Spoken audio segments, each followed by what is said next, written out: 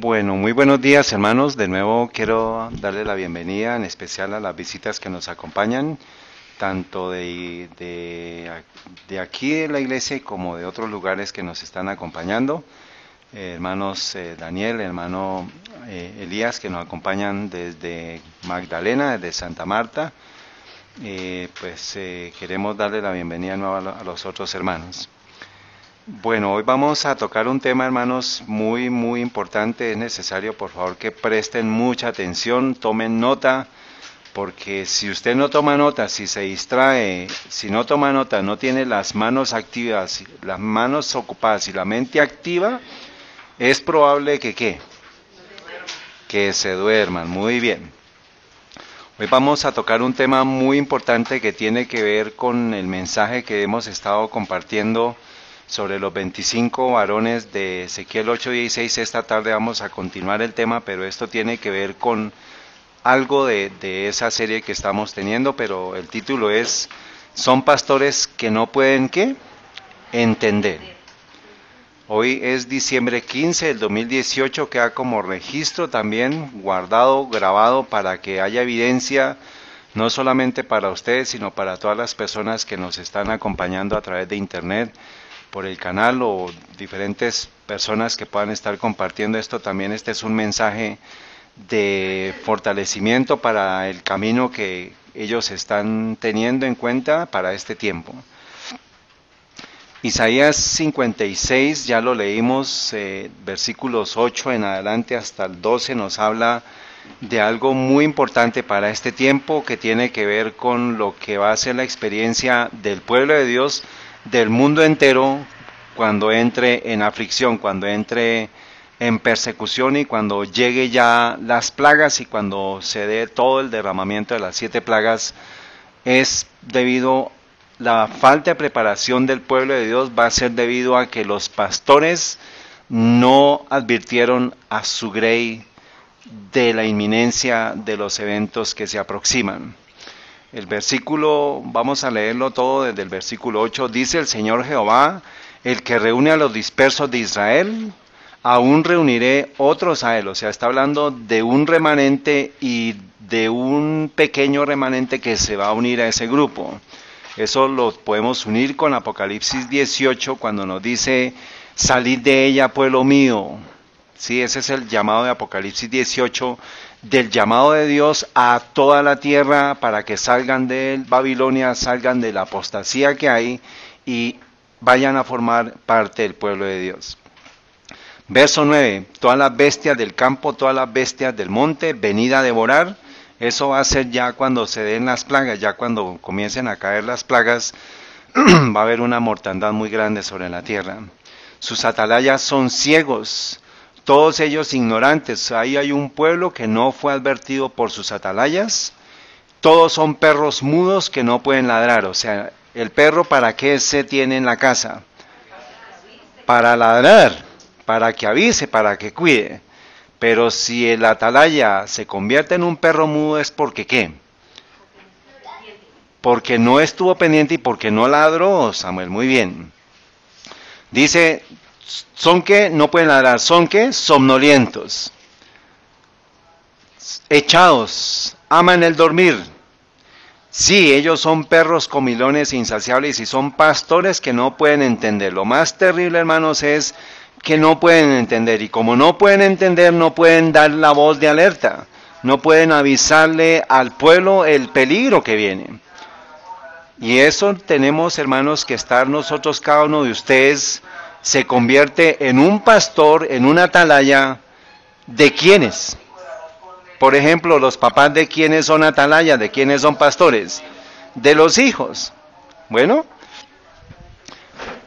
entonces necesitamos, hermanos, poder entender el tiempo en el cual estamos viviendo. Necesitamos poder seguir la obra que el Señor nos acompaña, nos encomienda para este momento. Entonces no podemos convertirnos en pastores mudos, porque lo contrario, la grey es la que me va a reclamar y me va a exigir y me va a recriminar del por qué yo no le hablé. Entonces, hoy no queremos en esta mañana, hermanos, dar un mensaje para ciegos, no queremos dar un mensaje para mudos. Luego, entonces, el que dé el mensaje tampoco puede estar ciego ni puede estar dormido. Pero ustedes tampoco pueden estar dormidos y ciegos, porque el llamado es de advertencia para la tierra entera. Dice el versículo 12,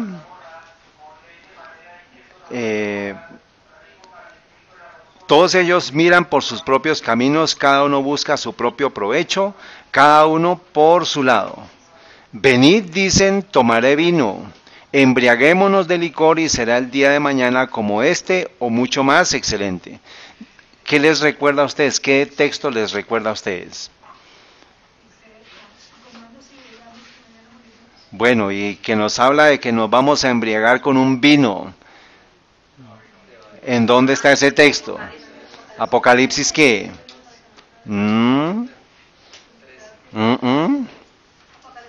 Bueno, Apocalipsis 18, ¿qué versículo? Vamos allá, vamos a buscarlo, hermanos.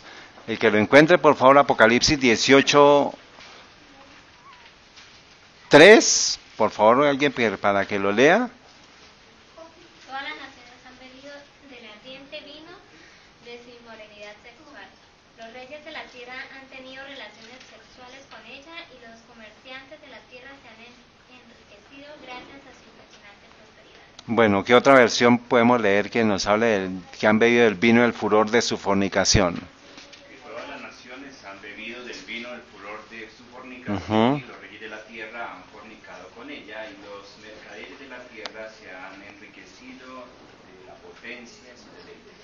Muy bien, entonces nos está hablando exactamente el mismo contexto del llamado a salir, de que estemos atentos. Este mensaje, hermanos, tiene que ver con el mensaje del cuarto ángel, que reúne los mensajes del primero, del tercero y del primero, del segundo y del tercer ángel.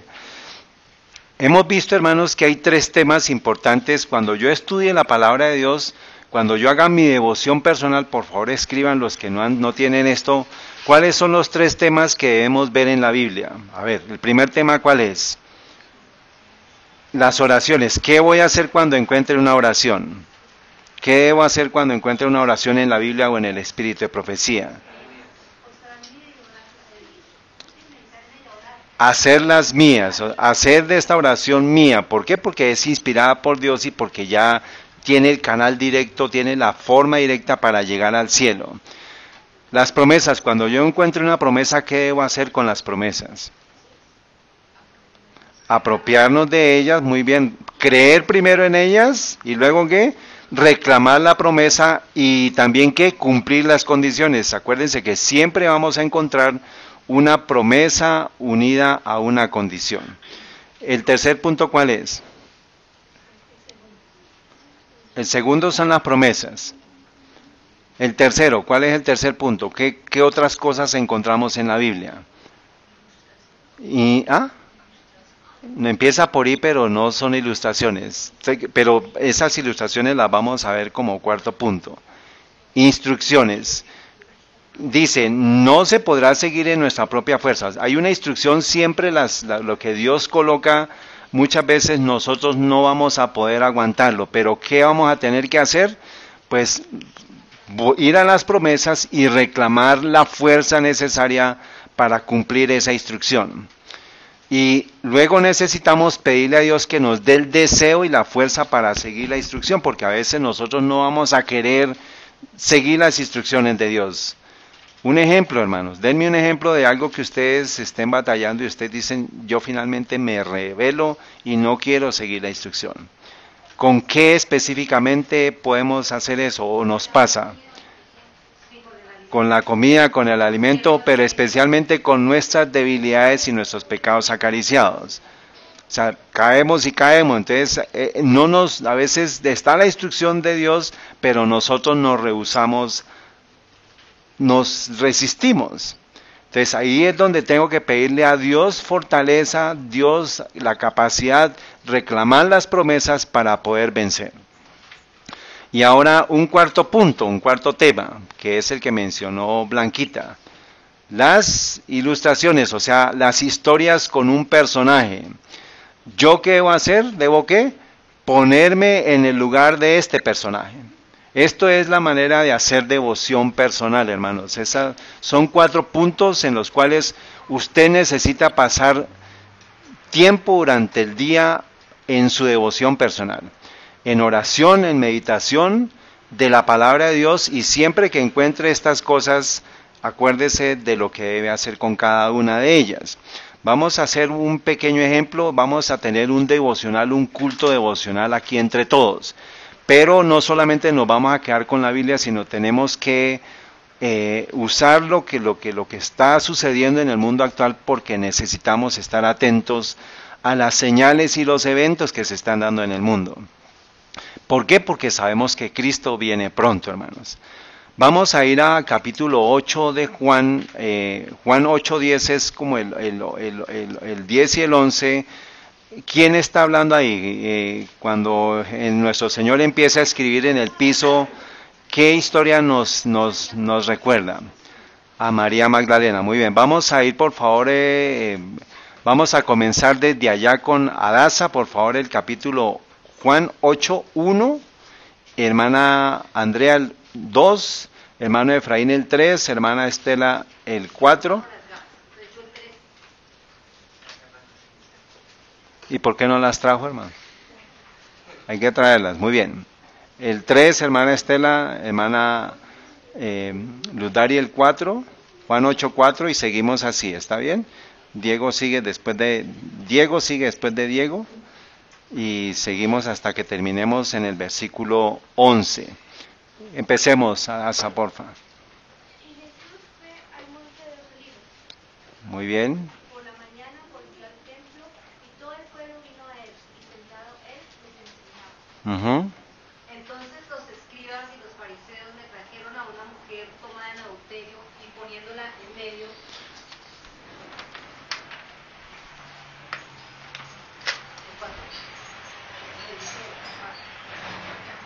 Le dijeron, maestro, esta mujer ha sido tomada en el acto mismo de adulterio.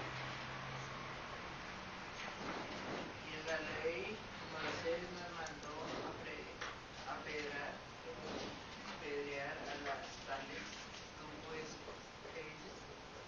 Mas esto decían tentándole, para poderle acusar.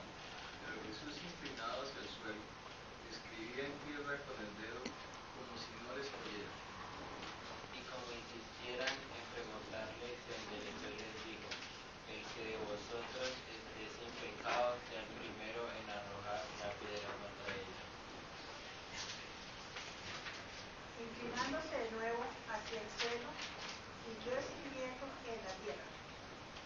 Pero ellos, al oír esto, acusados por su conciencia, salían uno a uno, comenzando desde los más viejos hasta los postreros, y quedó solo Jesús y la mujer que estaba en medio. Hermano Elías. Sigue. 8:10, vamos en el 10. 8:10 Sí.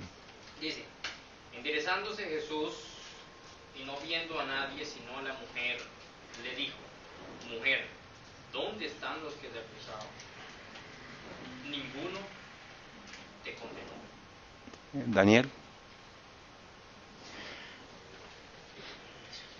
Otra vez Jesús les habló, diciendo, yo soy la luz. No, 8:11. Al 11. Ella dijo, ninguno, Señor. Entonces Jesús le dijo, ni yo te condeno, vete y no peques más. Muy bien, entonces aquí está la experiencia de quién. María Magdalena, que es llevada ante Jesús porque la iban a apedrear, pero querían probar a quién. A nuestro Señor Jesús. Entonces ahí hay una experiencia que nosotros podemos catalogarla como el punto 4, que es una historia con un personaje. ¿Qué debemos hacer ahí? Ponernos en el lugar. Hay 2 grupos de personas. Uno son ¿quiénes? Los fariseos y los escribas. ¿Y el otro quién? María Magdalena. Entonces yo debo ponerme no solamente en el lugar de María Magdalena, sino también en el lugar de ¿quiénes? Porque muchas veces nosotros estamos en ese lugar y muchas veces nos convertimos en María Magdalena, Entonces yo debo lograr finalmente convertirme, dejar los fariseos y convertirme en María Magdalena, para finalmente terminar postrado en donde y ante los pies de quién, ante los pies de Cristo. Y la instrucción que Él nos da, se la está dando a María Magdalena, pero también se la está dando a cada uno de nosotros. ¿Cuál es la instrucción? Vete y no peques más. Entonces, aquí nosotros hemos estudiado este versículo, hermanos, que nos habla de que la misericordia y la verdad, ¿qué? Se besaron, la justicia y la paz se encontraron. Esto es una evidencia de esto. La misericordia es que Cristo perdona a la mujer pecadora. Pero la justicia es, le dice, no peques más. O sea, hay una ley que debe cumplirse.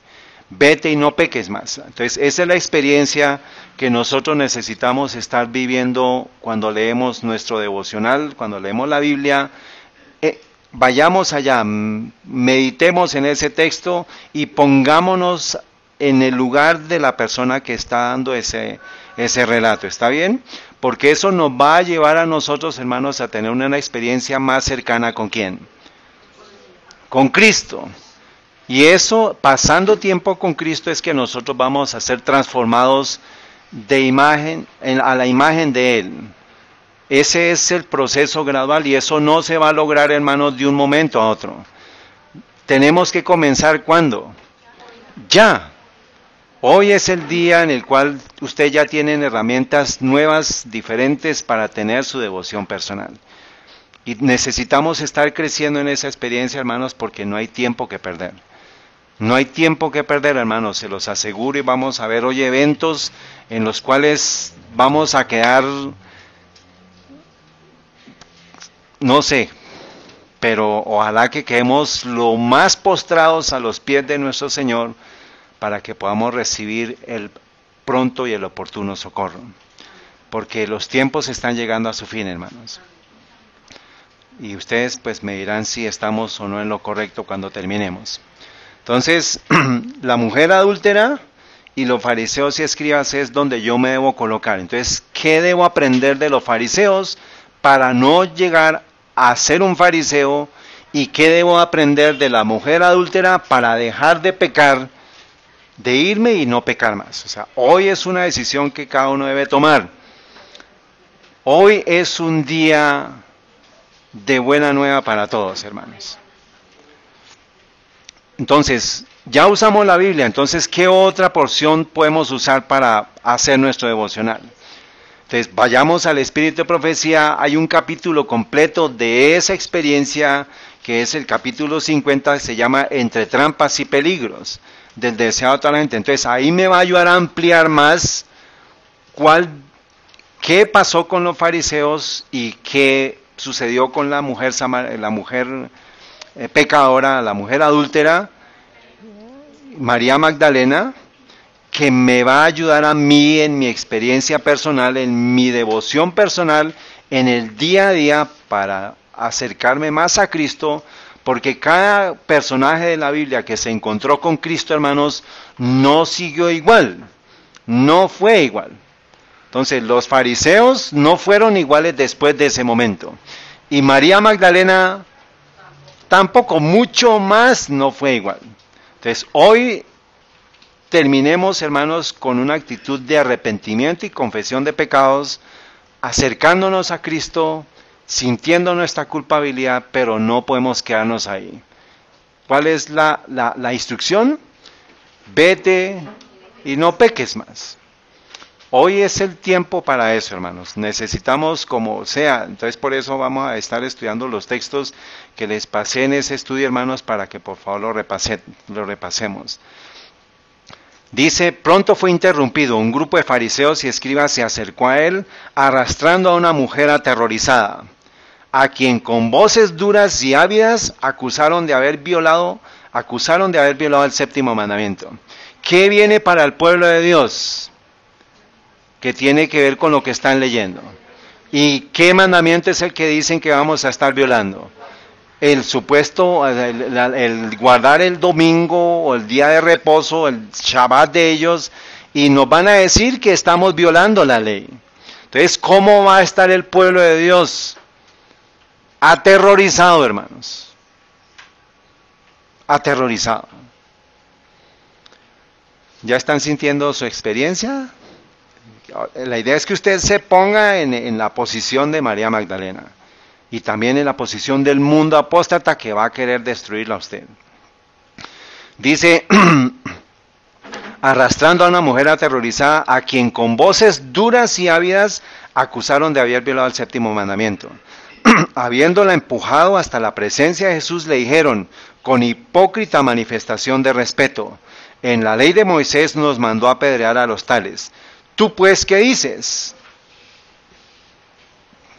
Jesús miró un momento la escena, la temblorosa víctima avergonzada, los dignatarios de rostro duro, sin rastro de compasión humana. Su espíritu de pureza inmaculada sentía repugnancia por este espectáculo. Bien sabía él con qué propósito se le había traído a este caso. Leía el corazón y conocía el carácter y la vida de cada uno de los que estaban en su presencia. Aquellos hombres que se daban por guardianes de la justicia habían inducido ellos mismos a su víctima al pecado a fin de poder entrampar a Jesús. No dando señal de haber oído la pregunta, se agachó y fijos los ojos en el suelo empezó a escribir ¿en qué? En el polvo.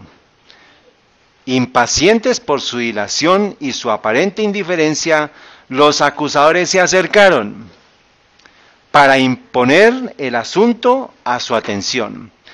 Pero cuando sus ojos, siguiendo los de Jesús, cayeron sobre el pavimento a sus pies, ¿ellos qué hicieron? Se acercan y sus ojos se van a los ojos de Jesús, pero sus ojos son dirigidos a lo que él estaba escribiendo en el piso. Cambió la expresión de su rostro, o sea, ¿qué estaba leyendo cada uno de ellos? Allí, trazados delante de ellos, estaban los secretos culpables de su propia vida. El pueblo que miraba vio el cambio repentino de expresión y se adelantó para descubrir lo que ellos estaban mirando con tanto asombro y vergüenza. Ahora, póngase usted en esta experiencia. ¿Tiene usted pecados escondidos ante los ojos de Dios? ¿Los tenemos? Sí. Entonces, ¿qué debo yo hacer ahí, hermanos? ¿Qué sintieron ellos? Temblor, hermana. ¿Sintieron qué? Miedo. ¿Sintieron culpabilidad? Terror, vergüenza. No esperemos, hermanos, a que ya no haya nada que hacer para que nosotros lleguemos a esa experiencia. Debemos sentir vergüenza por nuestros pecados acariciados, porque, hermanos, el que todo lo ve, el que todo lo registra, los conoce. Nosotros podemos engañar a todos, a mi esposa, a mis hijos, pero no podemos engañar a Dios. Entonces, es una petición urgente, hermanos, de parte mía. Yo soy el que estoy diciendo esto, hermanos, y quiero pedirle el perdón al Señor por estas cosas que yo haya hecho en lo oculto, que hayan quedado escritas. El Señor, el dedo de Dios, nuestro Señor Jesucristo, con el Espíritu Santo tiene todo escrito. ¿Nos vemos ya ahí? ¿Somos fariseos? Sí, tenemos que admitirlo, hermanos, porque no hemos podido encontrar la forma de poder vencer el pecado. De lo contrario, ya no pecaríamos más. Entonces, es un llamado para mí, hermanos, la necesidad urgente de poder encontrar la solución a vencer el pecado. Porque están los dos grupos ahí, están los fariseos y está una pecadora arrepentida ahí. Y el mundo entero va a terminar en esos dos grupos. Y ahora dice, al par que profesaban reverencia por la ley, los rabinos al presentar la acusación contra la mujer estaban violando violando lo que la ley establecía. Era el deber del esposo iniciar la acción contra ella. y las partes culpables debían ser castigadas por igual. La acción de los acusadores no tenía ninguna autorización. ¿Por qué no? ¿Qué pasó ahí? De lo que sabemos del espíritu de profecía, ¿qué pasó? ¿Quién fue el que indujo a que ella pecara? Uno de los que le estaba llevando allá. Por eso violaron la ley que ellos decían que estaban defendiendo, porque la ley es que el esposo viniera y la culpara, pero tendría que decir con quién adulteró. Y uno de ellos era el que la había inducido a la fornicación, que era Simón, y el capítulo después aparece Simón, el que le invita a Jesús a la cena, que le hace una fiesta a él. Dice, los testigos del caso debían arrojar la primera piedra. Levantándose entonces y fijando sus ojos a los ancianos maquinadores, Jesús dijo, el que de vosotros esté sin pecado, arroje contra ella la primera piedra, la piedra primera. Y volviéndose a agachar, continuó escribiendo en el suelo. Jesús conoce cada uno de nuestros pecados, hermanos. El dedo de Dios, que es el Espíritu Santo, los está escribiendo en los registros del cielo por medio del Espíritu Santo, por medio de los ángeles que están registrando día a día. ¿En qué momento los ángeles van a hacer las anotaciones en el registro del cielo? La palabra del Espíritu de profecía no lo dice. ¿En qué momento? En las noches, mientras nosotros estamos durmiendo, los ángeles están llevando el registro de todo lo que hicimos y lo transcriben al registro del cielo. Eso lo sabemos. ¿Señor? En el libro de memorias, muy bien. No había puesto de lado la ley dada por Moisés, ni había usurpado la autoridad de Roma.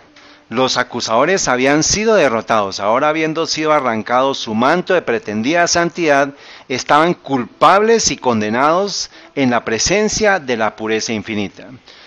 Pongámonos entonces en ese lugar, hermanos. Nosotros como seres humanos, pecadores, nos acercamos ante la presencia infinita del Dios Todopoderoso. ¿Cómo nos vamos a sentir? Avergonzados. Esto es para ustedes y para mí, hermanos. Jesús se enderezó y mirando a la mujer, dice, temblaban de miedo de que la iniquidad oculta de sus vidas fuese revelada a la muchedumbre. Entonces, tenemos que, hermanos, pedirle perdón al Señor por nuestros pecados, porque miren lo que está haciendo este video. El video bien está proyectando una imagen de lo que yo tengo acá.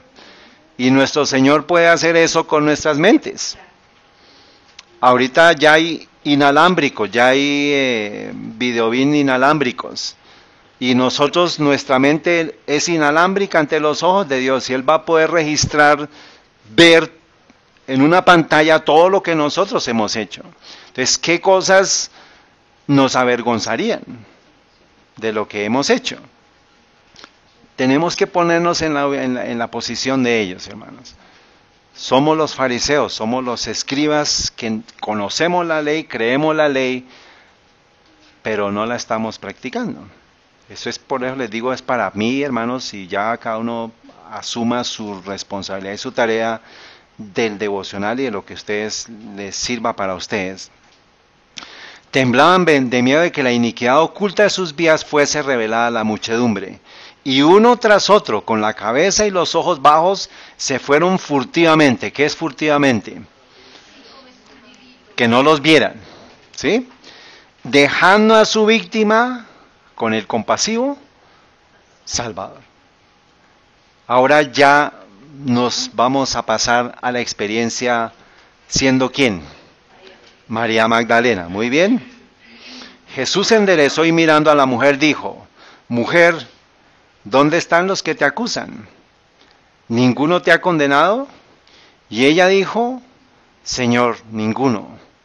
Entonces Jesús le dijo, ni yo te condeno, vete y no peques más. La mujer había estado temblando de miedo delante de Jesús. Sus palabras, el que de vosotros esté sin pecado, arroje contra ella la primera piedra. habían sido para ella como una sentencia de muerte. O sea, estaba ella a punto de morir. No se atrevía a alzar sus ojos al rostro del Salvador. ¿Qué experiencia nos ayuda a recordar esto? De un qué? Alguien que, ¿un qué? Un publicano que no tenía, no podía de la vergüenza levantar los ojos para pedirle perdón a Dios. Pero estaba el otro grupo, el fariseo que decía, yo no soy como él de pecado, yo no soy igual de pecador a él. Siempre, hermanos, va a haber una cosa que aprendamos de eso para nosotros en la experiencia que tengamos nuestra devoción de la palabra de Dios. No se atrevía a alzar sus ojos al rostro del Salvador, sino que esperaba silenciosamente su muerte. ¿Y qué de nosotros, hermanos? Con asombro vio a sus acusadores apartarse mudos y confundidos. Luego cayeron en sus oídos estas palabras de esperanza. Ni yo te condeno, vete y no peques más. Su corazón se enterneció y se arrojó a los pies de Jesús, expresando con sollozo su amor, agradecido, confesando sus pecados con amargas lágrimas. Eso debe ser parte de la experiencia nuestra, hermanos. Yo debo colocarme como María Magdalena y debo lograr tener esa experiencia de sentir dolor por mis pecados. Y si debo llorar, pues lloro. Pero lloro es ante los pies del Señor Jesús. Ese es el devocional que debemos tener con la palabra de Dios. Esa va a ser la única manera de poder vencer nuestros pecados. Esto fue para ella el principio de una nueva vida. Una vida de pureza y paz, consagrada al servicio de Dios. Entonces no se quedó ella ahí, sino fue a qué? A actuar. Esa es una instrucción para nosotros. Ahora, acuérdense que la palabra de Dios y el espíritu de profecía nos sirven de la misma manera. Entonces yo debo encontrar instrucciones, debo encontrar promesas, debo encontrar oraciones en el espíritu de profecía. En esa hoja que les pasé, hay una oración del espíritu de profecía que no está en la Biblia. Se los voy a mostrar ahorita.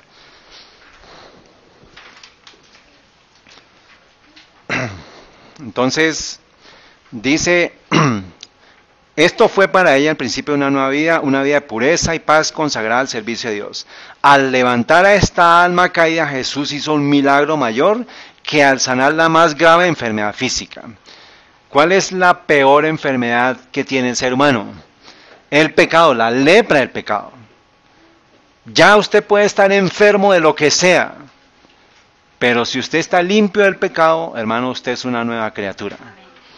Las cosas viejas pasaron ya. Hay que tener esperanza en las promesas de Dios. De lo contrario, hermanos, somos cadáveres andantes. No vamos a tener esperanza. Somos muertos espiritualmente. Pero con la palabra de Dios hay esperanza, hermanos. Hay reivindicación. No se ha cerrado el tiempo de gracia. Estamos aún a oportunidad de poder recibir el perdón de nuestros pecados.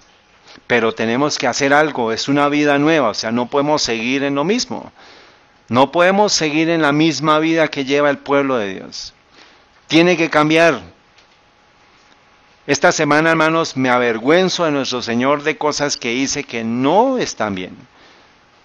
De mi carácter, de cosas que he hecho en mi vida, hermanos, están mal.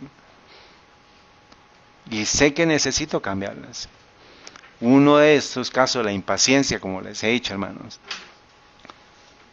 Ceder el paso, permitir que otra persona pase. No debo impacientarme.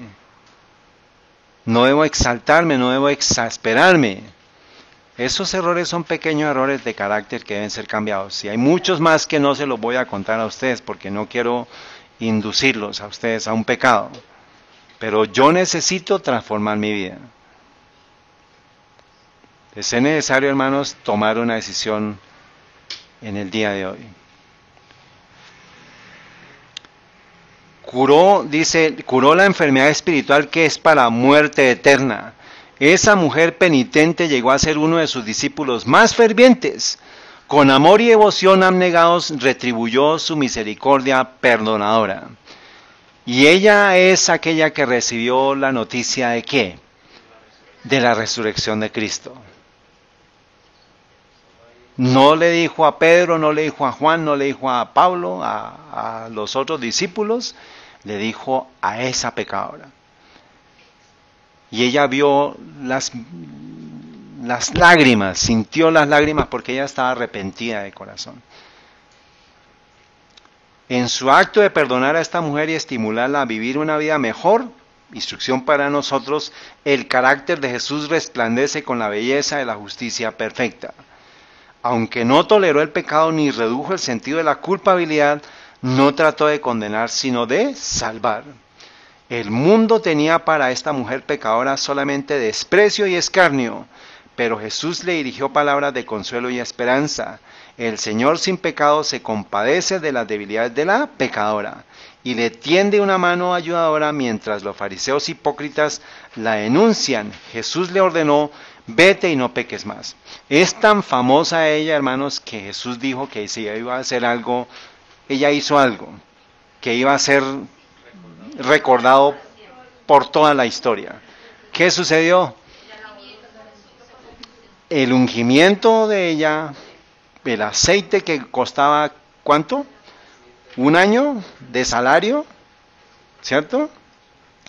Y lo derramó, ungió a Jesús antes de su muerte. Ella es María Magdalena. Y ella fue una de las que estuvo al lado de la cruz, defendió la causa de Jesús y ella fue la que recibió la noticia de la resurrección.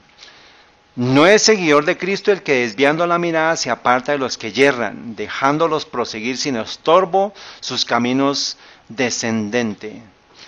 Entonces ahí está el que el perro mudo no avisa los pecados del pueblo de Dios.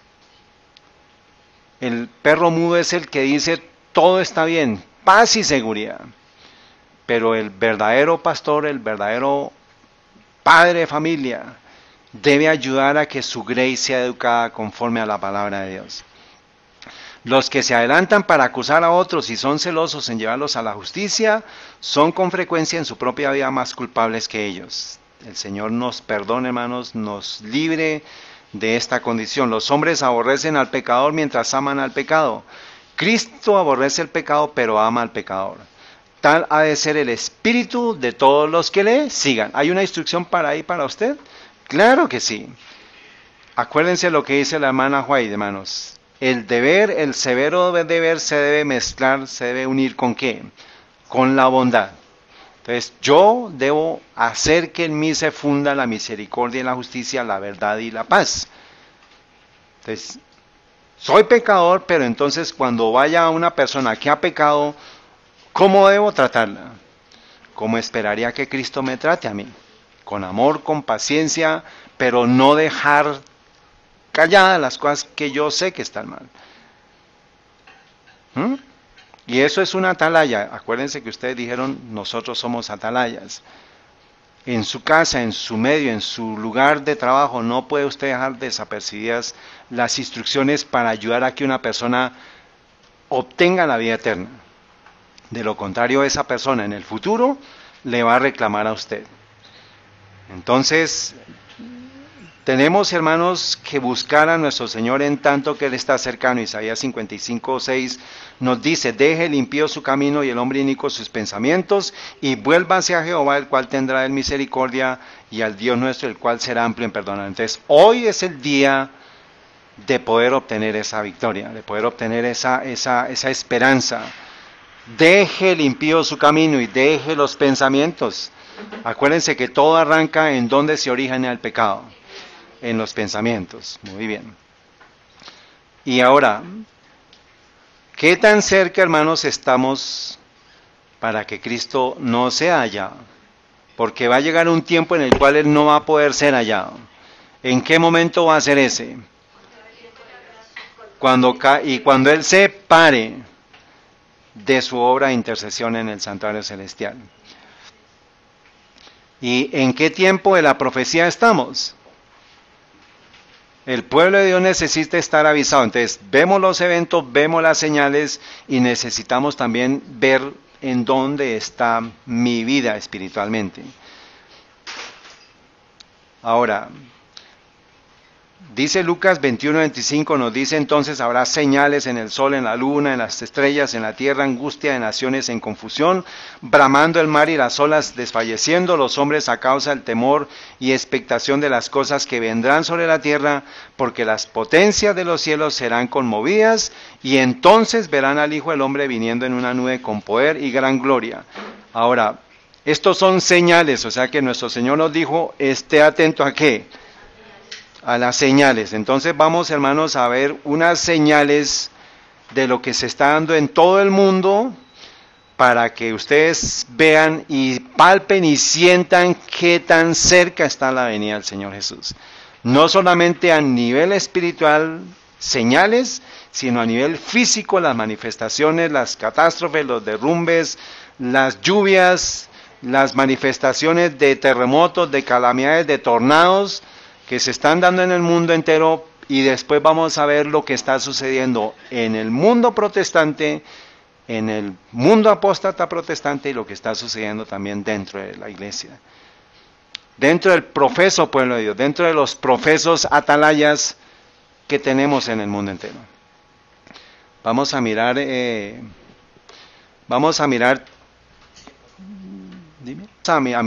3, 4 videos. Well, Earth scientists around the globe Friday examined readings of the 7.0 earthquake that shook Anchorage, Alaska, Eastern Standard Time Friday afternoon. Seismic a powerful aftershock causing more damage. This is walk in the middle. Yeah, walk right here. Of it. Yeah, there are diving under desks. Oh my God. It's okay. Whew. And terrifying moments at the airport. Earthquake! Earthquake! Tsunami warnings were issued and then canceled for coastal areas, but not before highways jammed with an already shaken population. Got a house on fire there. 4 hours today as fires erupted from burst gas pipes. Alaska's biggest city seemed completely cut off. The whales were discovered this weekend by a hiker. Half of the whales were dead by the time authorities arrived. The other half had to be put down as it would have been too difficult to save them.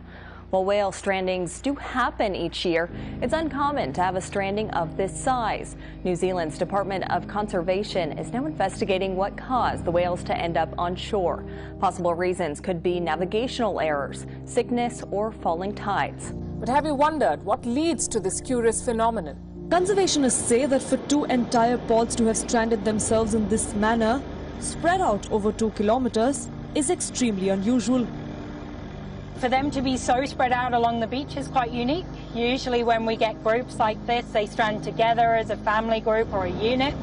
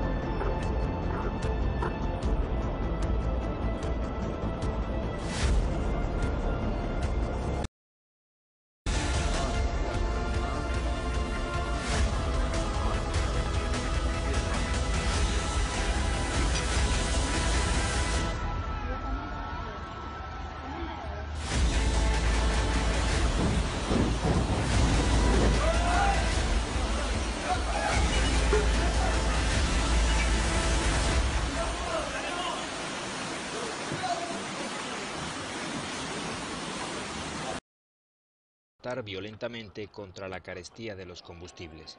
Miles de personas se enfrentaron el sábado a las fuerzas del orden en los alrededores del Arco del Triunfo y en prácticamente toda la ciudad se registraron altercados de distinto calibre.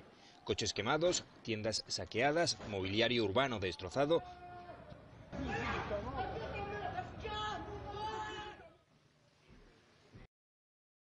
Gases lacrimógenos, cañones de agua y granadas paralizantes. La batalla campal duró varias horas y se saldó con 110 heridos, 20 de ellos agentes del orden y unos 300 detenidos.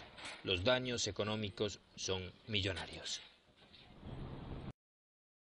El primer ministro ha anunciado la suspensión del aumento de los impuestos del combustible. Las autoridades ceden tras los disturbios violentos y masivos en las últimas semanas.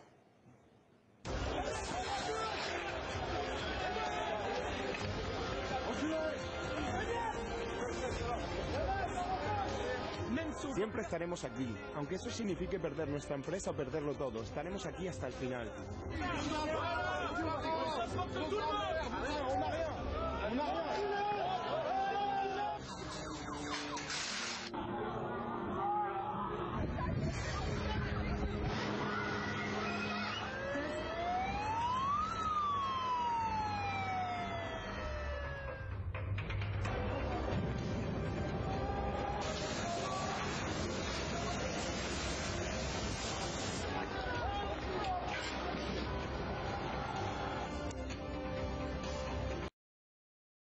Y tan solo la capital sufre las pérdidas de 4 millones de euros cada día.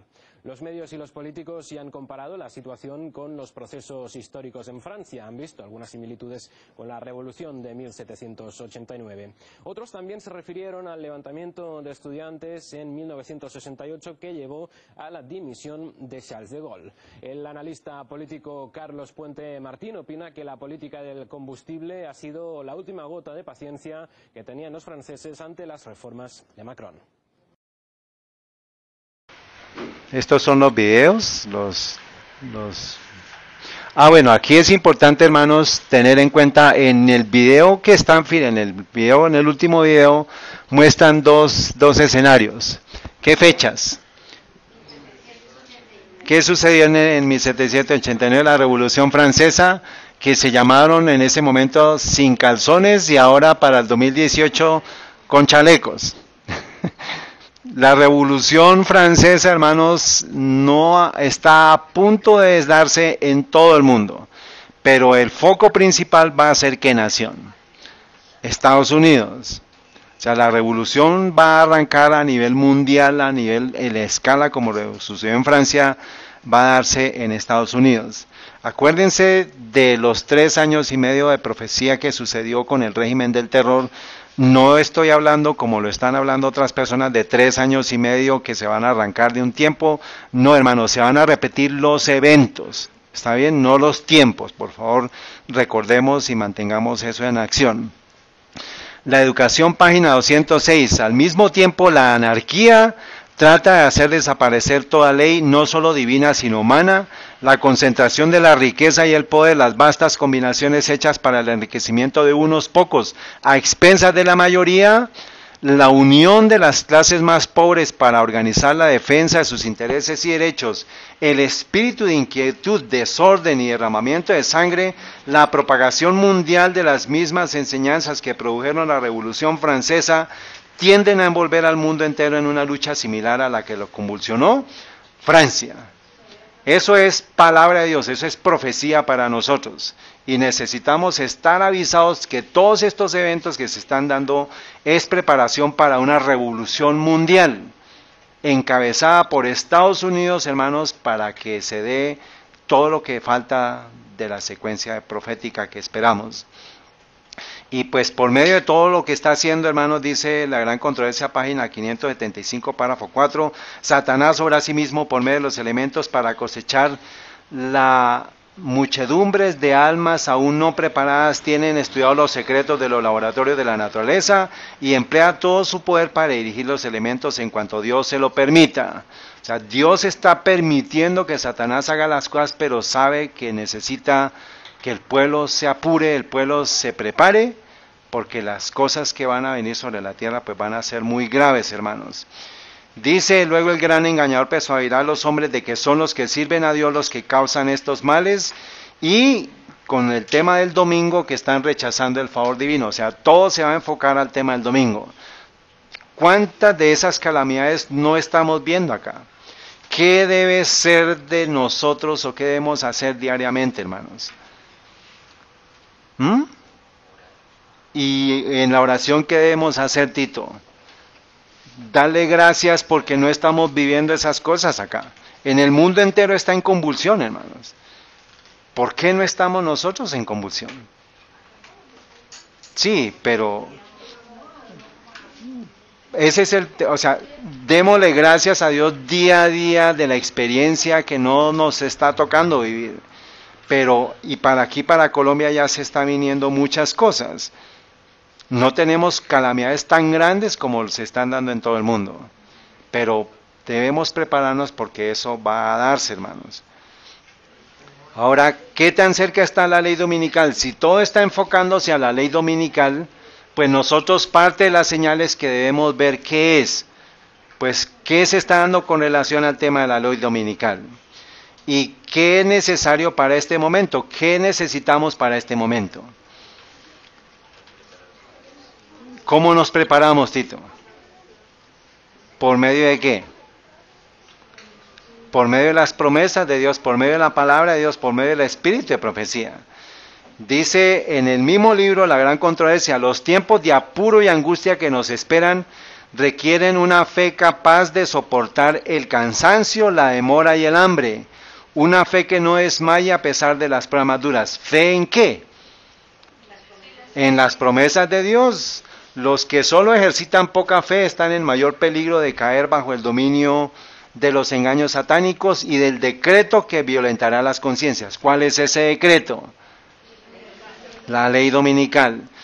Y aún en caso de soportar la prueba en el tiempo de angustia, se verán sumidos en mayor aflicción porque no se habrán acostumbrado a confiar en ¿quién? Entonces, si usted no depende de Dios, en las promesas de Dios, en las instrucciones de Dios, en la oración que debe tener con Dios, hermanos, no vamos a estar preparados. Dice, no vamos a poder vencer, hermanos, a pesar de que pasemos por la prueba, vamos a llegar a un periodo de aflicción muy grande. Entonces, no podemos dejarnos de ver en el lugar santo, ¿qué debemos tener? El pan de la proposición, la palabra de Dios, las oraciones y la testificación. De lo contrario, no vamos a poder aguantar lo que se viene para la tierra, hermanos. Primera Tesalonicenses dice, pero acerca de los tiempos y de los momentos no tenéis necesidad, hermanos, que yo os escriba. ¿Por qué no tiene necesidad el pueblo de Dios que otra persona les diga? Y porque están estudiando cada uno. O sea, esto es un recordatorio, pero esto es una tarea que cada uno de ustedes necesita hacer, necesita estar estudiando, estar velando, estar orando, estar viendo los eventos, estar ayudando a que otros se preparen. No podemos quedarnos con actitud indolente, hermanos, yo lo sé y me quedo con los brazos cruzados, sino debo ayudar a que otras personas conozcan de estas cosas. Dice, porque vosotros sabéis perfectamente que el día del Señor vendrá como ladrón en la noche, que cuando digan paz y seguridad, entonces vendrá sobre ellos destrucción repentina, como los dolores a la mujer que da luz, y no escaparán. Mas vosotros, hermanos, no estáis en tinieblas, para que aquel día os sorprenda como ladrón. Porque todos vosotros sois hijos de la luz e hijos del día, no somos de la noche ni de las tinieblas. Por tanto, ¿qué?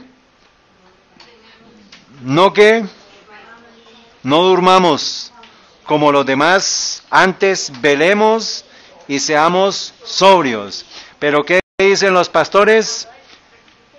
Embriaguémonos con vino, o sea, emborrachémonos. Pero no podemos ser como ellos, porque tenemos que estar con los ojos abiertos de la palabra de Dios y el espíritu de profecía para poder ver los eventos y todo lo que se viene a continuación. Se nos va a estar hablando de paz y seguridad, no solamente en el mundo, sino también en dónde. En medio nuestro. Entonces tenemos que estar atentos a esos clamores, atentos a esos mensajes, para no escuchar a esos pastores, para no escuchar a esos perros mudos, y por el contrario escuchar la palabra de Dios y el espíritu de profecía que me dice, preparaos, preparaos, preparaos. CBS News dice, esto es parte, hermanos, parte de esta información fue la que presenté ayer en la grabación en el video. ¿Alguien vio el video de los hermanos de aquí? Un pedacito. Entonces, esto está, saqué extractos de la presentación de la traducción de ayer, porque es importante que los hermanos que pronto no tienen acceso a internet escuchen partecita de lo que les pasé ayer. Pero para que veamos en dónde estamos parados. ¿Qué está dándose en Estados Unidos? La economía supuestamente está creciendo, el desempleo está cayendo, eso significa que hay ¿qué? Prosperidad, ¿cierto? Pero resulta que, y todas las tendencias están diciendo de que todo va para abajo, el empleo, las ratas las tasas de desocupación están terminando, o sea que hay más empleo, y dice, la tasa de desempleo cayó a un mínimo de hace medio siglo, en septiembre, informó el viernes. O sea, hace 50 años no se daba supuestamente la prosperidad económica que tiene Estados Unidos. Pero hermanos, detrás de todo esto están los Apocalipsis 18:3 me dice que los mercaderes de la tierra se han enriquecido con la abundancia de los deleites de Roma, del papado, de la bestia, del anticristo. La banca mundial depende de Estados Unidos, depende de Roma. La banca mundial son los Rothschild en Europa y los JP Morgan, Rockefeller y los Paul Warburg en Estados Unidos, pero ellos son testaferros de los jesuitas. Esto es en resumen, hermanos, hay una cantidad de información detrás de esto que le estoy diciendo que no vale la pena, no voy a entrar en detalle, pero la banca mundial son los testaferros del Vaticano, de los jesuitas. Entonces, ellos están haciendo una aparente bondad, aparente bonanza económica, pero la nación americana está vendida 3 veces, la deuda va en 21 trillones de dólares. El presidente acaba de firmar una orden por 1.3 trillones de dólares, lo que nunca se había dado en tan corto tiempo. La economía de Estados Unidos va cada vez de peor en peor. Y pues vamos a mirar la contraparte de lo que es el protestantismo apóstata. ¿Cómo está dándose el comportamiento del protestantismo apóstata? Porque eso es lo que nos dice. Cuando las iglesias principales de los Estados Unidos, unidas en puntos comunes de doctrina, influyan sobre el Estado para que impongan los decretos y las instituciones de ella, entonces la América protestante habrá formado una imagen de la jerarquía romana y la inflicción de penas civiles contra los disidentes vendrá por sí sola. Tenemos que identificar si justo en este tiempo que ustedes están viviendo y que yo estoy viviendo, ya se formó la imagen de la bestia. Porque eso significa que el siguiente paso, ¿qué es? La persecución. O sea, si yo logro identificar que la imagen de la bestia se formó, significa que el siguiente paso va a ser persecución. Estos números no coinciden con esos números. ¿Está bien? Estos números no coinciden. Toca buscar este es el original de lo que aparece en internet, que es otra versión de la que está ahí. Pero, hermana, escriba cuando las iglesias principales, y ahorita lo buscamos en esta versión. ¿Está bien? Sí, correcto. No, este es Great Controversy en inglés, pero es el conflicto de los siglos en español, pero esa es la traducción que le han dado los autores. Entonces, necesito, hermanos, que ustedes se pongan los lentes de la profecía, porque el mundo entero no puede ver esto con los ojos de la profecía porque no sabe, no conoce. El pueblo de Dios que tiene el don de profecía, el profeso pueblo de Dios ha rechazado ese don profético, pero usted no. Entonces necesito que por favor se ponga los lentes de la palabra de Dios y el espíritu de profecía. Y dígame qué ve ahí. Voy a decirles quién es ella. Y ustedes, parte de lo asombroso que se está dando, hermanos, es que ya el movimiento protestante apóstata en Estados Unidos tiene una de sus profetas, que tiene un apellido. ¿Qué apellido es ese? White. Es ella.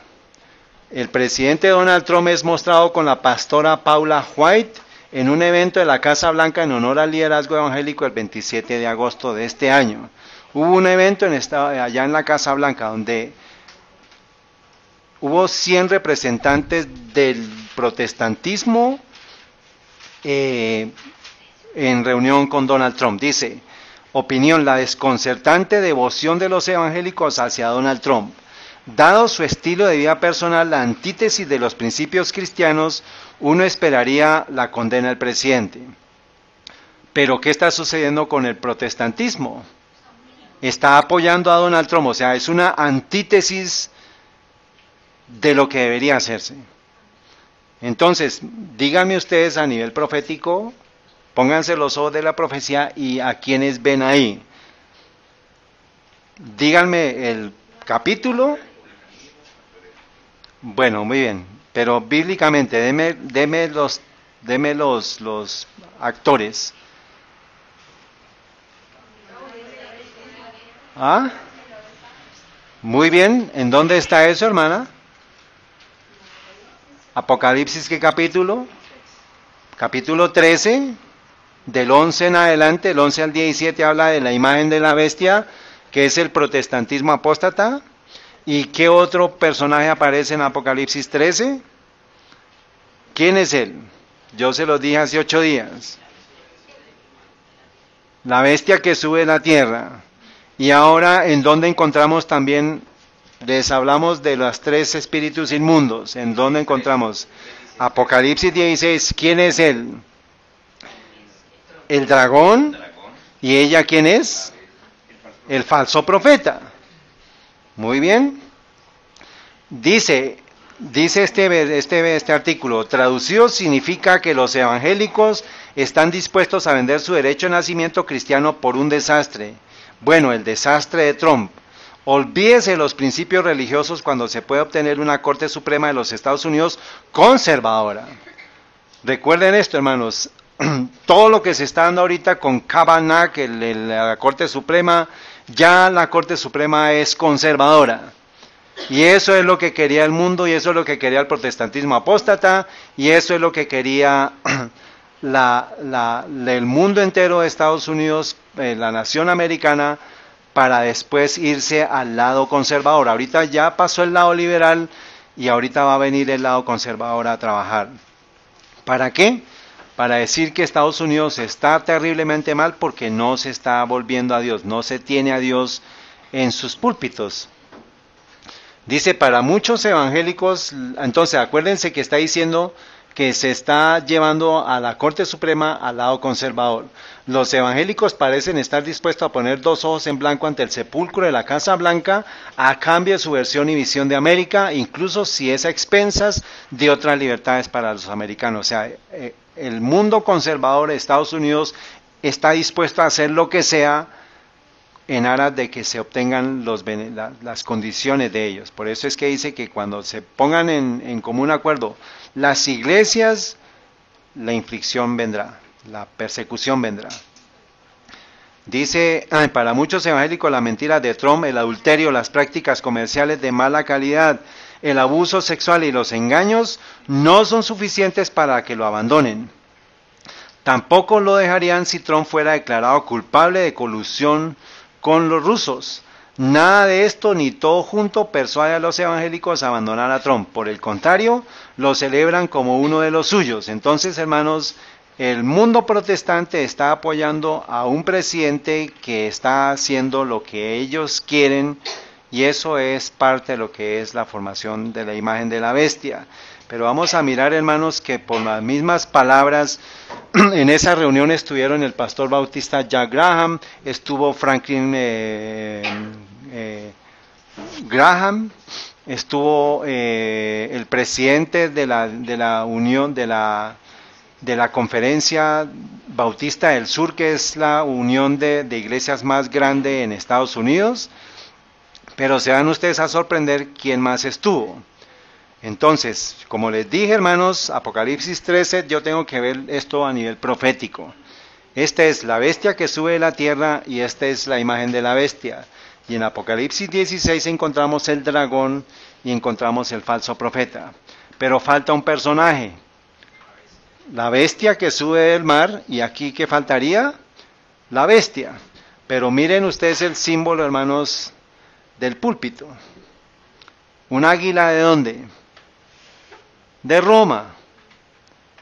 Todo el Congreso de los Estados Unidos, toda la nación americana ya ha sido fundada a partir de lo que son los principios del Imperio Romano actual, que es Roma papal. Les dejo una tarea a los hermanos de aquí, de pronto lo saben. ¿Qué hay en la cúspide del Capitolio del Congreso de los Estados Unidos? Señora.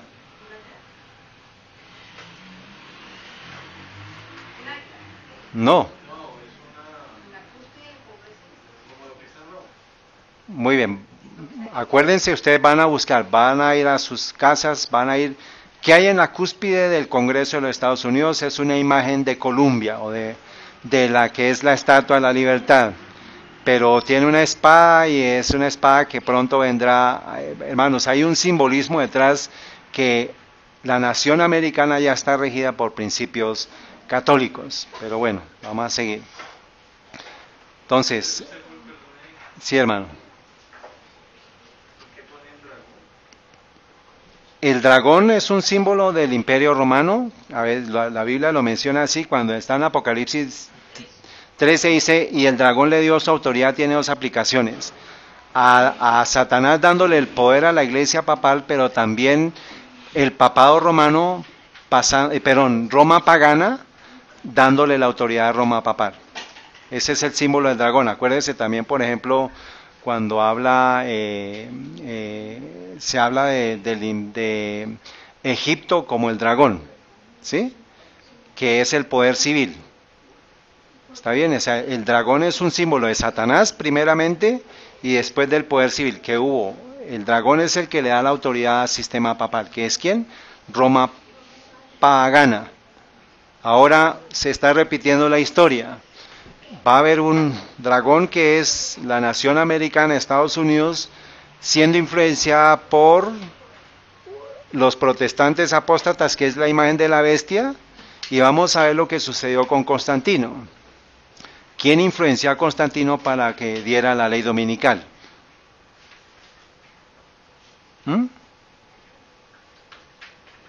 La bestia, lo vamos a ver. O sea, los obispos de Roma fueron los que influenciaron al poder civil dominante de ese momento. Ahora, la imagen de la bestia, que es el protestantismo apóstata, está influenciando a la bestia para que dicte sus decretos. ¿Está bien? Eso pues creo que lo sabemos todos. Y hay otra fuente, hermanos, que dice agosto 28 del 2018, de los líderes de la iglesia, se llama así la página, dice: los pregoneros de Trump cumpliendo sus promesas en cena para 100 evangélicos. La lista incluyó a varios pasos que la administración ha tomado para proteger la libertad religiosa, muchos temas, y pues todos están ya unidos con ese principio. Veamos, hermanos, qué hay en la foto. En la foto está ¿quién? Abraham Lincoln. Abraham Lincoln fue asesinado por los jesuitas, y el fin último de los jesuitas es que la destrucción del protestantismo y el restablecimiento de la supremacía papal. O sea, aquí en esta reunión están reunidos la crema innata del protestantismo en Estados Unidos. ¿Y quién estaba en medio? Se habla, hermanos, se dice que los pastores de la corte de Trump, dice, es una extravagancia evangélica de la corte, y se refirió a varios de los asistentes como evangélicos de la corte. Eso lo encontramos en la gran controversia, hermanos, que eran los jesuitas haciendo eso. Dice, el presidente de la Convención Bautista del Sur estuvo allí y fue criticado por esa decisión, porque supuestamente los bautistas eran los más conservadores dentro del grupo de protestantes. Pero la Convención Bautista del Sur es la iglesia más grande en Estados Unidos. O sea, ya está unida a ese grupo de evangélicos. ¿Quién más estuvo ahí? A la cena también asistieron el vicepresidente Mike Pence, el secretario de Seguridad Nacional. ¿Quién? Ben Carson. Ben Carson, ¿quién es? Y adicionalmente, ¿qué más es? Un adventista, hermanos. Él está en esa reunión. Aquí vemos a Franklin Graham, a Paula White y todos los pastores que están allá. Pero allá estuvieron Mike Pence, que es el vicepresidente, y él, pero a nivel de representación religiosa y política. Entonces, un adventista que esté despierto le estaría diciendo a todo el mundo: oiga, mire lo que está pasando dentro del pueblo adventista, mire, despiértense. Pero está complacido con todo lo que se está dando, hermanos, y él hace parte pues de ese plan que sabemos que se va a dar. Entonces, miremos con los ojos proféticos de nuevo, hermanos. Tenemos aquí a Apocalipsis 13, que es la bestia que sube a la tierra. La imagen de la bestia son todos los protestantes apóstatas, incluido ¿quién? Incluidos los adventistas, como representación a nivel. Acuérdense que estamos viendo, hermanos, esto no es casualidad que él haya estado allá. O sea, la conferencia de los adventistas sabe de esto, hermanos. Y esto debería ser una señal de advertencia para decirle a las personas en dónde está el pueblo de Dios. Entonces vemos aquí al dragón y al falso profeta en esas reuniones. Dice, con muy diversos disfraces, los jesuitas se introducían en los puestos de Estado, elevándose hasta la categoría de consejeros de los reyes y dirigiendo la política de las naciones. El grupo de liderazgo de los evangélicos es el que está gobernando y controlando a Donald Trump. O sea que la mente jesuita de ellos ya está allí, está ya dada para que se dé la introducción de las doctrinas papales dentro del gobierno de los Estados Unidos. Y eso es un proceso que ha llevado bastante tiempo, y por eso dice que donde quiera que ellos llegaban, lograran reavivar el papismo. Y eso es lo que se está dando justo ahorita en Estados Unidos. Y miremos este artículo que dice: El elegido, una nueva película que reivindica la elección de Trump, que fue un acto de Dios. O sea, los evangélicos y todo el mundo está diciendo de que la elección de Trump fue un acto de Dios.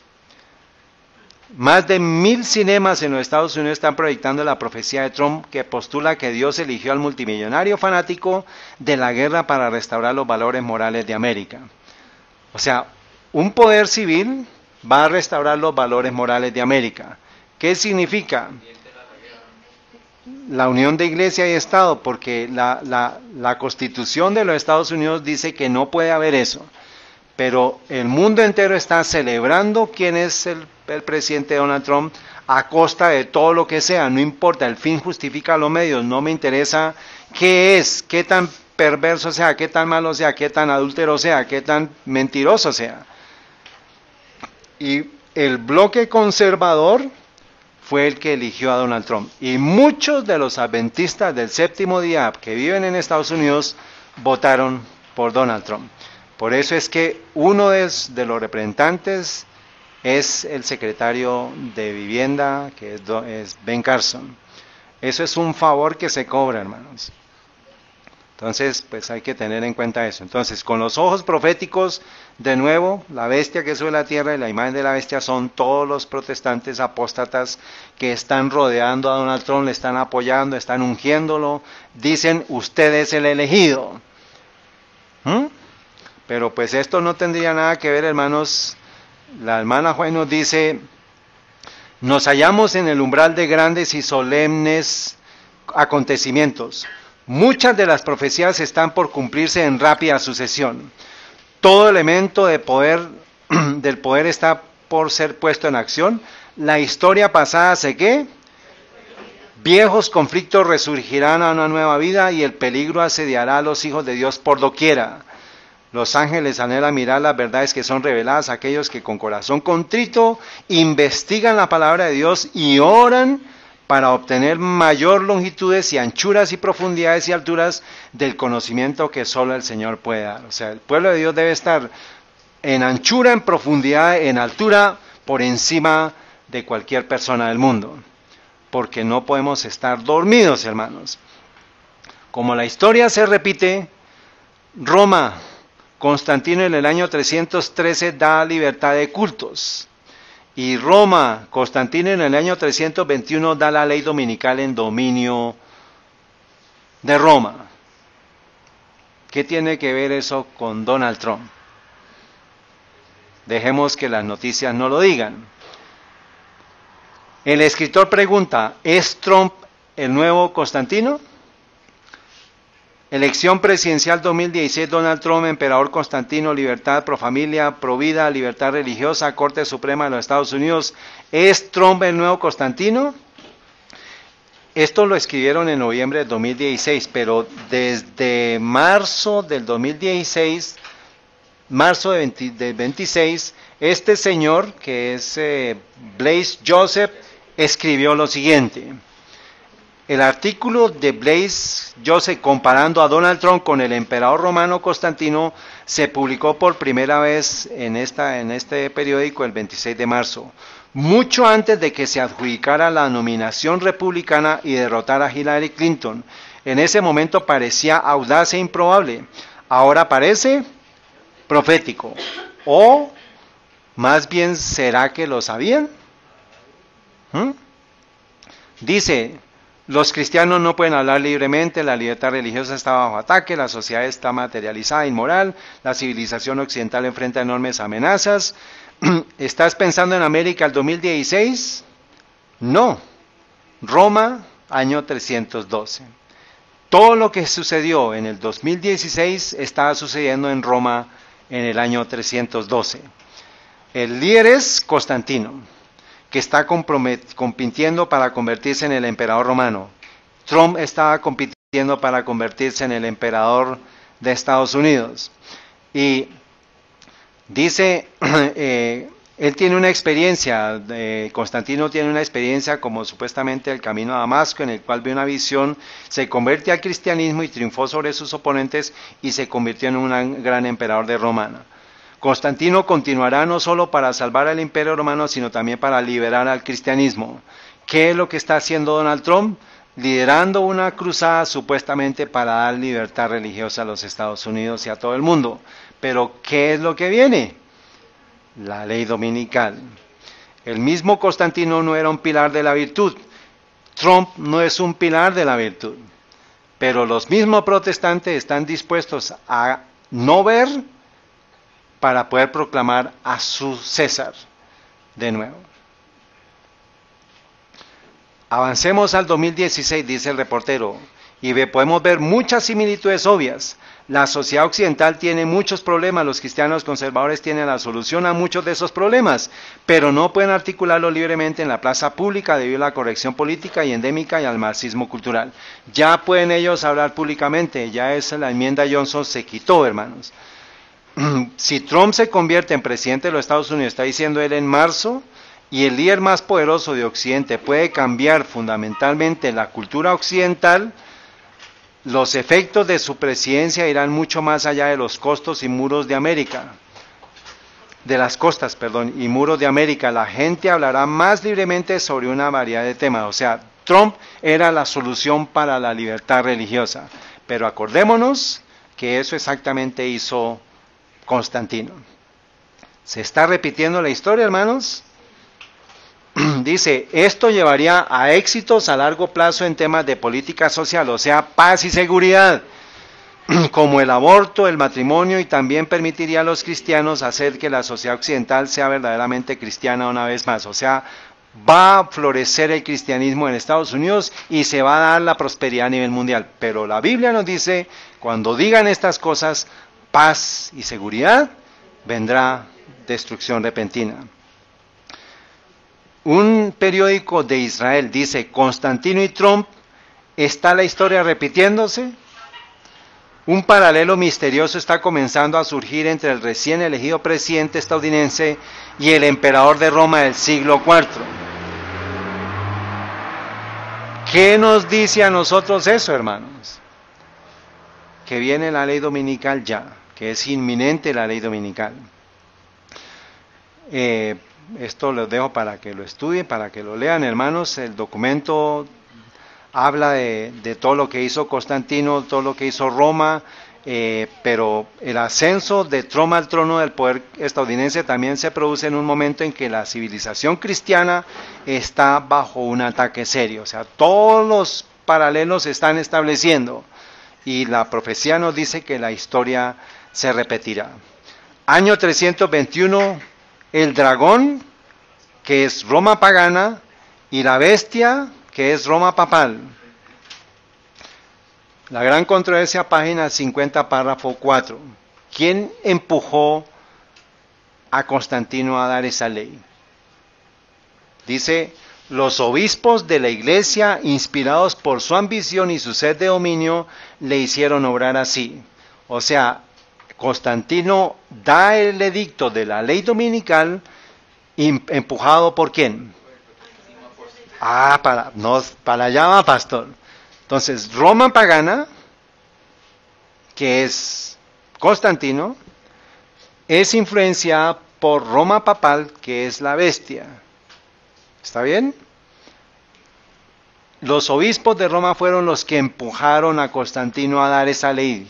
Pero ¿quién está detrás de los obispos? El verdadero dragón. Porque todo el paganismo, acuérdense que el misterio, Babilonia antigua, todos los secretos de Babilonia llegaron a Roma pagana, a Roma papal, a partir de lo que nos describe la imagen de Daniel 2. Roma pagana son los pies, perdón, Roma papal son la división del imperio romano. Las piernas son ¿quién? Las piernas de hierro, ¿quién? Roma pagana. El vientre y el muslo de bronce, ¿quién es? Grecia. El pecho de plata y los brazos, ¿quién es? Y la cabeza, ¿quién es? Y todo el conocimiento babilónico, todo el paganismo medo-persa, todo el paganismo griego, llegó a Roma pagana y después Roma papal. Esos son los misterios. Todos son los misterios, todo lo que están celebrando en este tiempo, eso es paganismo. La Navidad es un tema pagano, bueno, vamos a entrar en detalle de eso. Pero esto es dado por el enemigo del hombre, por Satanás, a través de generaciones. El nuevo actor en ese tiempo era Roma pagana y Roma papal que estaba formándose, ¿está bien? Ahora, ¿año qué? 2018. El dragón, que es Estados Unidos, que es el poder civil, y la imagen de la bestia, que es el protestantismo apóstata. ¿Me creerían ustedes, hermanos, que el artículo menciona que se está formando la imagen? Con el tema de la votación de Kavanaugh, ¿sí? Que se está votando, no se está votando, ya él se eligió como uno de los magistrados de la Corte Suprema de Justicia. Ya no hay un solo protestante, hay 6 católicos, de esos católicos hay 2 jesuitas, y los otros son judíos, pero para la elección que se dio ahorita, se va a empujar a que haya otro magistrado conservador. Eso va a voltear la balanza para el tema conservador. Eso significa que la ley dominical está a puertas ya de darse, pero eso es una prueba para nosotros.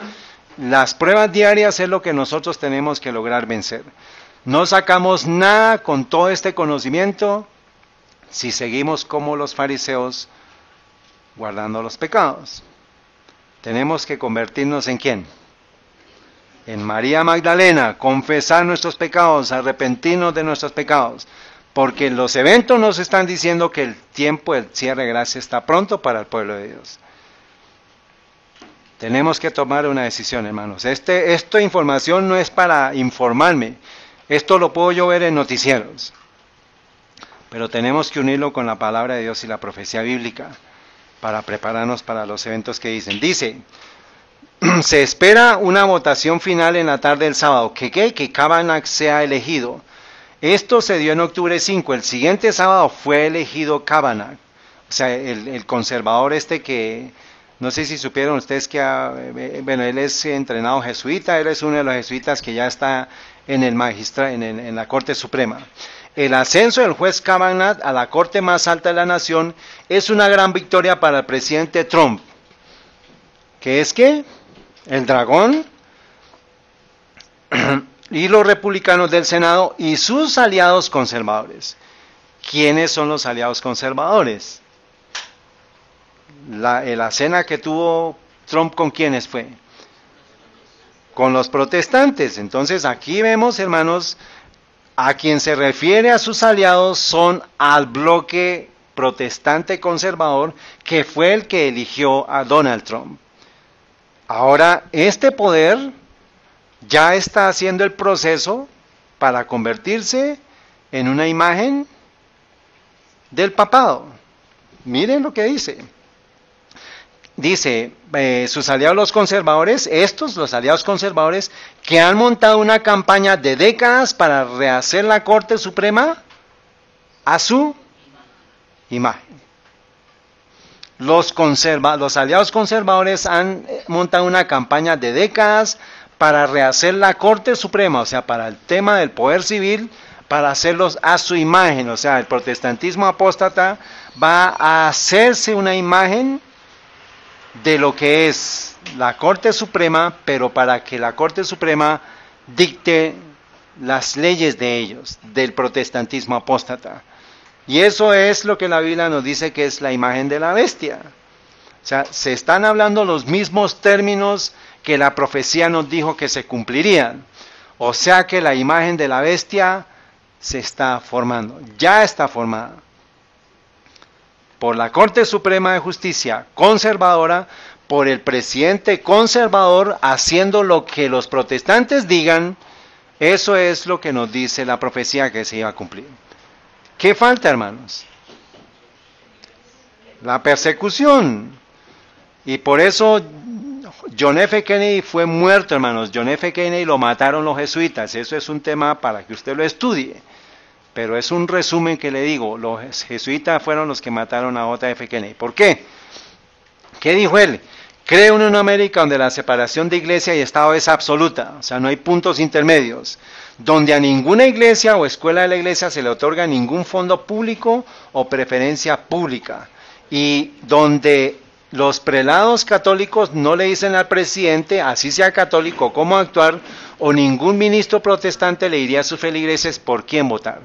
Todo eso se está rompiendo, se está haciendo durante la presidencia de Donald Trump.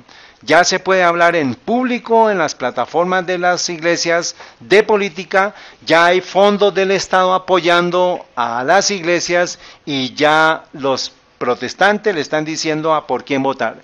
En las elecciones del medio que pasaron, el presidente en esa reunión que tuvo con los 100 líderes protestantes, les impulsó para que ellos votaran en la siguiente campaña por los candidatos que van a fortalecer al Partido Republicano.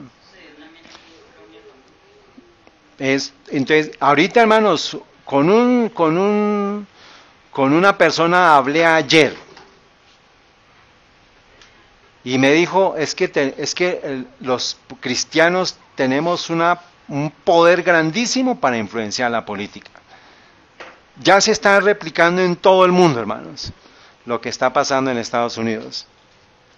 Creo en una América que oficialmente no es católica, protestante ni judía, donde ningún funcionario público solicita o acepta instrucciones sobre política pública del Papa, el Concilio Nacional de Iglesias o cualquier fuente eclesiástica. Y por eso este fue el discurso que mató a John F. Kennedy. Los jesuitas mataron a John F. Kennedy. ¿Y cuál es el fin último de los jesuitas? La destrucción del protestantismo. Si usted es protestante, espere que sea destruido por los jesuitas. Entonces, ¿qué sigue a esta apostasía nacional? Mire por favor esta foto con la luz profética. ¿Qué va a seguir a la apostasía nacional? ¿Qué dice la profecía? Ruina nacional. A la apostasía nacional seguirá la ruina nacional.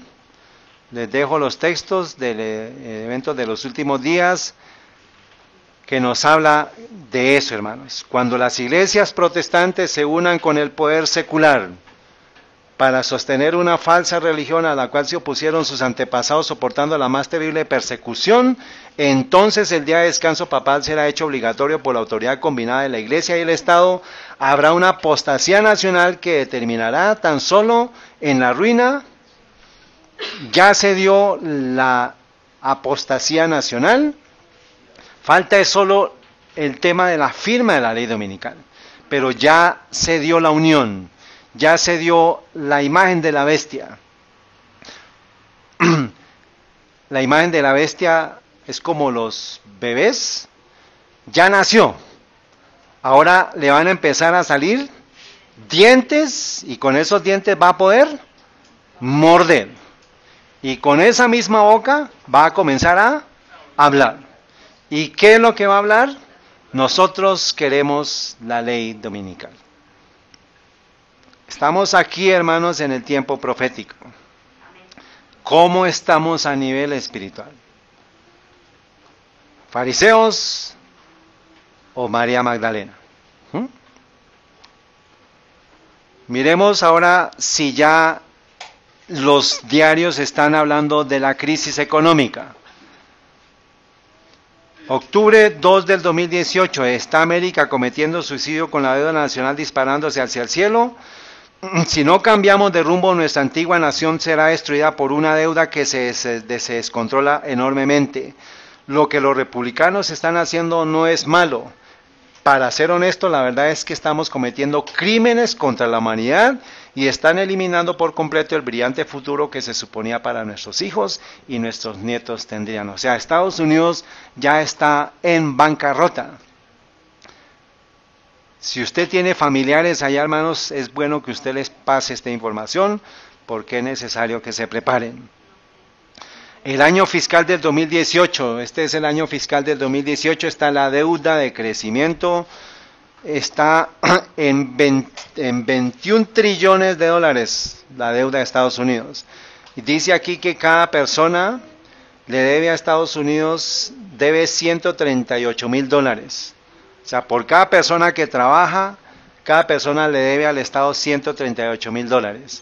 Esos son 500 millones de pesos.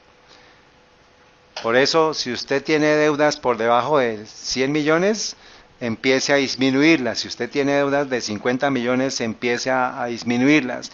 El pueblo de Dios no debe tener deudas, hermanos. Yo estoy con deudas, pero tengo que pedirle al Señor, orarle al Señor, porque es necesario que las deudas se eliminen. Si yo tengo deudas, cuando venga la crisis, como viene, como pasó para Venezuela, y ya está profetizado que va a ser para Estados Unidos, miren lo que dice. A menos que el Congreso cambie fundamentalmente su camino, nos dirigimos a una crisis de tipo griego. O sea, ¿a quién le van a estar dando la solución? El Congreso tiene la solución. ¿Y el Congreso está controlado por quién? Por los protestantes apóstatas ya. Entonces la solución va a venir del Congreso, de lo contrario vamos a ir a una crisis de tipo griego. Entonces ya se tiene la crisis, ahora ¿qué es lo que se va a dar? Van a pedir una solución que va a venir del Congreso, que es la enmienda constitucional, y de esa enmienda constitucional viene la ley dominical. Entonces estos son señales, hermanos, que el Señor nos está diciendo, despierta, tú que duermes. Una deuda en aumento podría crear esta situación de crisis en la que las tasas de interés aumenten. El gobierno tiene que tomar medidas drásticas, tal vez reducir los beneficios, la seguridad social y otros beneficios de manera radical. Entonces, cuando se dispare la deuda, hermanos, va a venir la devaluación del dinero. ¿Qué está sucediendo con Venezuela? Se devaluó completamente y eso viene para Estados Unidos. Miremos lo que dice aquí. Dice aquí, socialismo de Venezuela, ¿qué fecha? Octubre 1. Aquí vayamos, aquí dice, lo que sancionó Donald Trump de la deuda de 1.3 trillones que entrega el socialismo en una escala que los venezolanos ni siquiera podrían imaginar. O sea, lo que está sucediendo en Venezuela es un pálido reflejo de lo que va a suceder en Estados Unidos, por la deuda tan descomunal que hay allá. Y todo el mundo habla de seguridad y paz en Estados Unidos. El desempleo está cayendo, el trabajo está floreciendo. Pero sabemos que cuando se digan estas cosas, la verdad es que viene destrucción repentina. Adivina tu parte de la deuda nacional, o sea, cuánto usted le debe.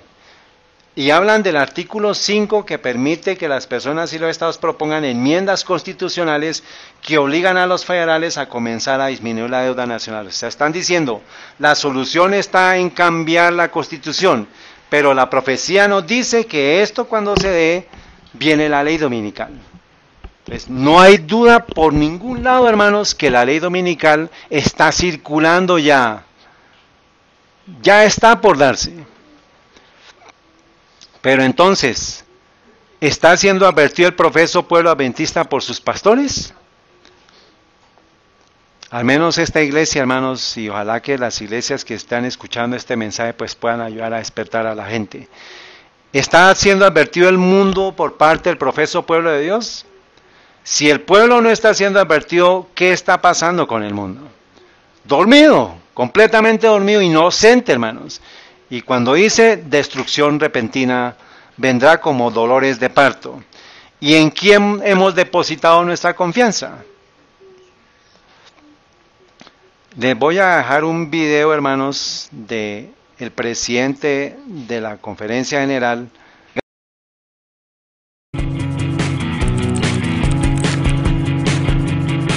It's a pleasure and a privilege to greet you again here in Sabah and all over Malaysia. The question has surfaced from time to time as to whether or not there is some connection between the General Conference and its involvement with Sunday laws and that kind of thing. Also, strange rumors that have been floating around in the internet for a number of years, actually, that The Pope has contacted the United States President, who has contacted the General Conference President about national Sunday laws and all of this.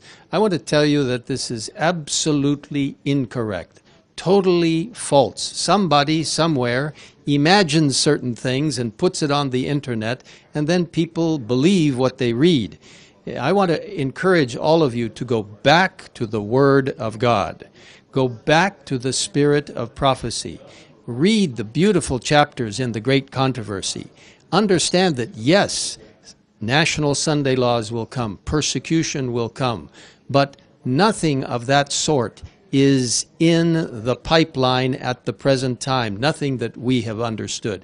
The Seventh-day Adventist Church is a strong proponent of religious liberty and freedom of conscience. We believe in religious liberty for all people.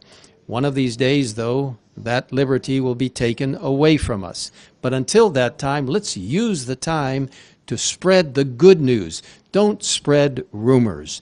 Don't spread inaccurate information. Spread the truth. The Holy Spirit will help you to do that. God bless each one of you, and don't be afraid for the future. Put yourself in God's hands, and He will protect you even through the most difficult times. Thank you for your witness for the Lord. God bless you. Maranatha. A muchos pastores, pero es tiempo de cortar esos afectos, hermanos, porque lo contrario, ese pastor lo va a llevar a usted a hundirse en una apostasía. Entonces, no se está preparando al pueblo, no se está ayudando a que la gente se despierte, y por el contrario se le está diciendo paz y seguridad. Entonces, estos son perros comilones e insaciables, son pastores que no entienden las señales. Y por no entender las señales están engañando a la gente. Entonces, esto es un llamado, una advertencia, hermanos. Ustedes están siendo advertidos mucho tiempo atrás de esto. Pero este mensaje no solamente debe quedarse aquí, sino tiene que salir a otras partes. Entonces necesitamos ayudar a que las personas se despierten. Y siguen diciendo, embriaguémonos, porque el futuro va a ser mejor o mucho mejor cada vez más. Entonces, los tiempos de apuro y de angustia que nos esperan, hermanos, requieren una fe capaz de soportar el cansancio, la demora y el hambre. ¿Cuántos se cansan con unas predicaciones de 1 hora, hora y media? Pero llegará el tiempo en que no se podrá dar estas doctrinas. Y usted va a tener que lidiar con la experiencia que haya tenido. Entonces, hermanos, la fe para este tiempo debe ser capaz de soportar cansancio. Está cansado, no me canso, me paro, hago algo. La demora y el hambre. Tengo hambre, miro la hora. ¿Qué hora es? Es la hora de despertarse. ¿Dónde está ese texto?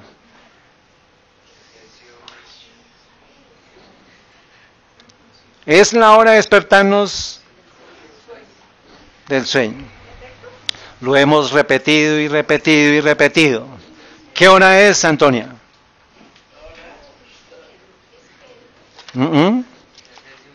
No. Acuérdense, repítanlo y grábenlo, hermanos, por favor, es la hora. ¿Qué hora es, hermana Luz Marina? De despertarse. Romanos 13, versículo 11. ¿Y esto conociendo qué?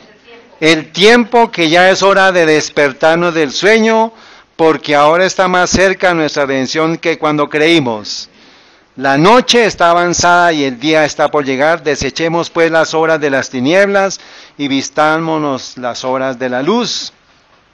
Andemos honestamente como de día, no en desenfrenos y borracheras de Babilonia, no en lujurias y lascivias, no en contiendas y envidias. No debe haber contiendas y envidias en el pueblo de Dios. Mas vestidos del Señor Jesucristo, y no proveáis para satisfacer los deseos de la carne. ¿Qué hora es? ¿En dónde está ese texto? Muy bien, entonces, hermanos, las oraciones de las mamitas, y con esto acabo. Cuando Jesús está en las bodas de Caná, hermanos, esto es lo que estaba montado en el video que envié ayer, por favor, estudienlo, porque es una aplicación espiritual muy importante para nosotros. Dice Juan 2:1, y al tercer día se hicieron unas bodas en Caná de Galilea, y estaba allí la madre de Jesús y fueron también invitados a las bodas Jesús y sus discípulos. Y faltando el vino, la madre de Jesús le dijo, no tienen vino. Vean el video para que vean ustedes que ese es el clamor nuestro por nuestra familia. No tienen vino. El vino es un símbolo de la vida espiritual, un símbolo de la sangre de Cristo, del perdón de los pecados por parte de la sangre de Cristo. O sea, María es una representación de una mujer, a nivel profético es una iglesia. Y el hecho que ella le haya hecho a Jesús, no tienen vino, es implícitamente hay un pedido, una oración ahí, a Dios, a Jesús. Entonces las madres y los padres necesitamos pedir para que haya unción, para que haya vida espiritual en quienes, en nuestros hijos, en nosotros, en la familia. Y si no tienen vino no van a poder discernir los tiempos y las señales. Entonces, esa es una petición de las madres. Dice el versículo, está tomado en Lugares Celestiales, página 152. Cuesta oraciones y lágrimas e instrucción paciente y repetida con frecuencia. Nos hallamos a veces en el caso de no saber qué hacer. Mamás no saben qué hacer con sus hijos. Pero podemos llevar los niños a Dios en nuestras oraciones. ¿En dónde? Las oraciones de las mamás van a ser contestadas. Pidiendo que sean guardados del mal. Entonces, ¿qué es la oración de la mamá? Señor, protege a mis hijos del mal. Orando así, esta es una oración que está en el espíritu de profecía, que no está en la Biblia, pero es para usted. Señor, haz tu obra, ablanda y subyuga el corazón de nuestros hijos. Porque el corazón está ¿qué? ¿Cómo qué? Como diamante, hermanos. Y Él nos oirá. Crea en esta promesa, mamá. Papá, su hijo está alejado, su hija está alejada, crea en esta promesa. Él escucha las oraciones de las madres llorosas y afanadas. Afanadas ¿por qué? Y llorando ¿por qué? Pues porque sus hijos están alejados. Cuando Cristo estaba en la tierra, las agobiadas madres le llevaban sus hijos, pensaban que si ponía la mano sobre sus hijos, se sentirían con mejor ánimo para criarlos en el camino en que tendrían que andar. Ahora el Salvador dice, está a nuestro lado. ¿Por qué? ¿Cómo sabemos que Cristo está a nuestro lado? ¿Cómo sabemos que yo estoy a los pies de Cristo? ¿Cómo me debo ver? Como María Magdalena. Ese es el jardín de oración personal, ese es el culto devocional personal. Cuando yo me sienta, yo me postre a los pies de Jesús, voy a sentir que Él está a mi lado, que yo estoy postrado a los pies de Él. Y cuando lo sienta, voy a hablar las oraciones, voy a decir las oraciones, y así como yo sé que Él está ahí, ¿qué va a hacer Él? Pues va a escuchar mi oración. Mamás, por favor, no dejen de orar por sus hijos. Padres, no dejen de orar por sus hijos, para que se haga la voluntad del Señor.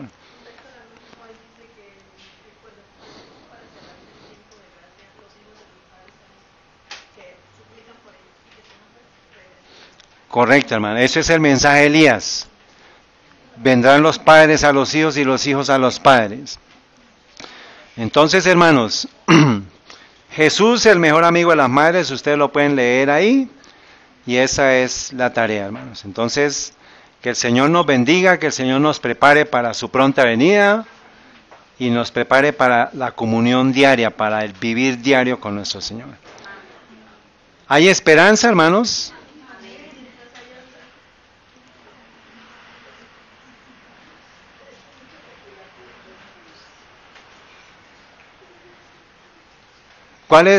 ¿Cómo es la fe que debe ser para este tiempo? Una fe que aguante ¿qué?